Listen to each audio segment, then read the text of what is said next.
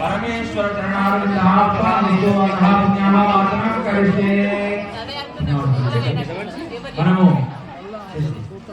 మన కళ్యాణోత్సవంలో భాగంగా గణపతి పూజ కార్యక్రమం అయింది.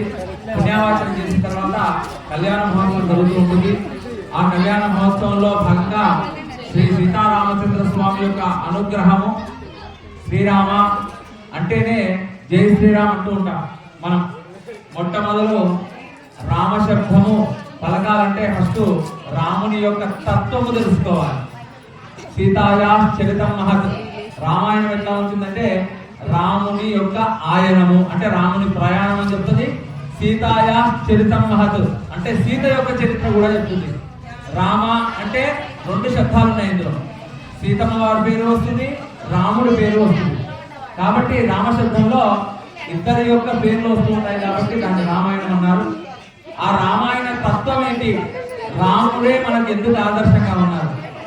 అందరూ భగవంతుడిగా అవతారం ఇచ్చిన వాళ్ళు, కానీ ఆ శ్రీనారాయణమూర్తి మానవ అవతారం ఎత్తింది రామచంద్రమూర్తిగా. ఆ రామచంద్రుని యొక్క తత్వము తెలుసుకుంటేనే జయ శ్రీరామ్ అన్నారు.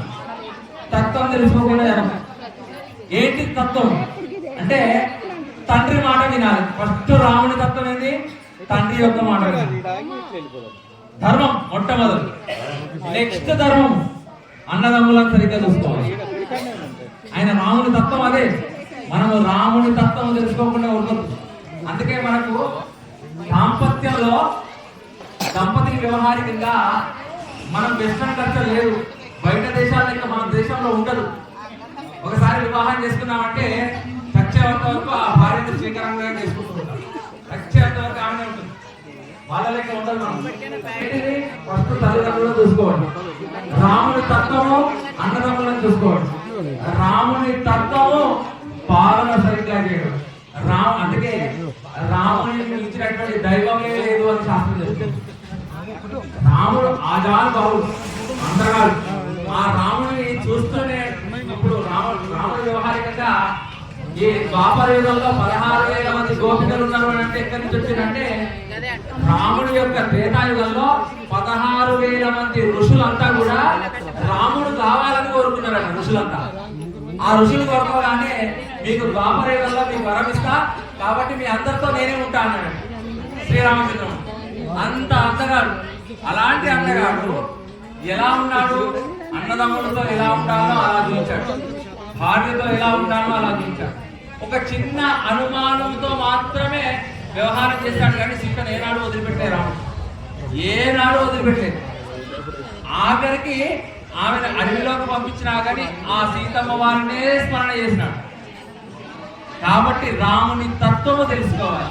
రామాయణంలో మనము ఎలా అంటే మామూలుగా పురాణం అనేటటువంటిది గురుముఖత వింటే పురాణ విషయం తెలుస్తూ ఉంటుంది, విధాలుగా ఉంటుంది.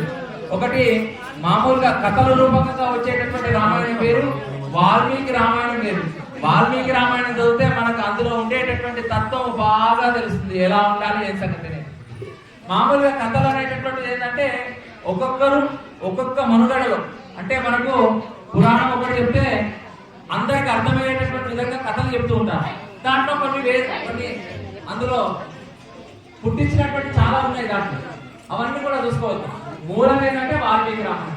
వాల్మీకి రామాయణంలో రాముని యొక్క తత్వం చాలా విశేషంగా ఉంది. కాబట్టి మామూలుగా తల్లిని కొట్టి తండ్రిని కొట్టి జై శ్రీరామ్ అంటే కాదు. తల్లిని చూసుకోవాలి, తండ్రిని చూసుకోవాలి, అప్పుడు నువ్వు జై శ్రీరామ్ అంటేనే కరెక్ట్ తత్వం.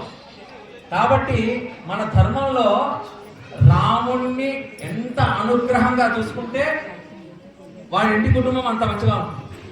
ఆ కుటుంబం అంతా కూడా కలతలు లేకుండా ఉంటుంది. కాబట్టి ఆ రాముని యొక్క అనుగ్రహం మనందరికీ ఉండాలి. ఆ రాముని యొక్క చల్లని చూపు ఉండాలి. కాబట్టి ఆ రాముని యొక్క కళ్యాణ మహోత్సవంలో ఈ రామ కళ్యాణం చేస్తే ఈ రామ కళ్యాణం నుంచి వచ్చినటువంటి ఓడి బియ్యం అందరూ కూడా తీసుకుంటూ ఉంటారు. ఎందుకు అంటే కళ్యాణాలు జరుగుతూ ఉంటే వాళ్ళకి అన్ని కూడా శుభాలు కలుగుతూ ఉంటాయని చెప్పేసి ఆ రామచంద్రమూర్తికి మధ్య నమస్కారం తీసుకోండి. శ్రీరామ